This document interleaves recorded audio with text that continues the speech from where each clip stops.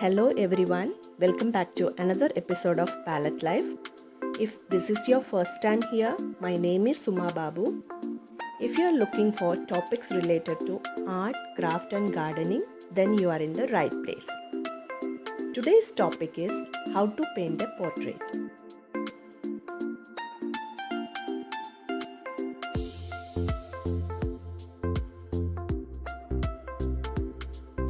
While choosing your reference, choose a photo with great highlights and shadow. I start with key lines indicating eyes, nose and mouth. All beginners should try this type of freehand sketching than using a scaling method. Here I am using diluted burnt sienna for the sketching.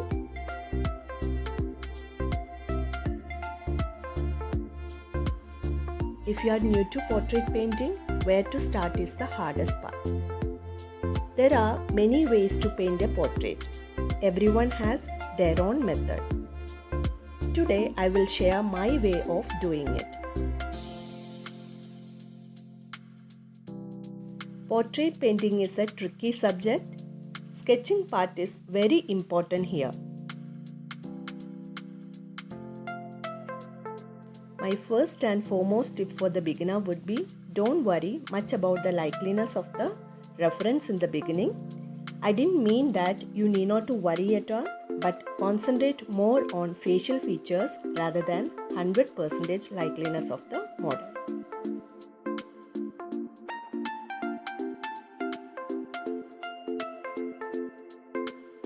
If the proportions are off at the beginning, you will find yourself struggling every step of the way to get the likeliness.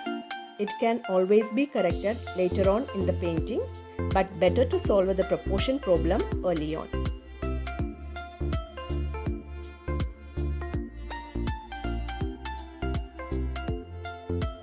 While making a portrait, it is important to measure each part of the face comparing to its adjacent areas, like distance between both the eyes and eyebrows, from top of the nose to the chin, width of the face compared to the length, etc. This meticulous process should continue throughout the painting.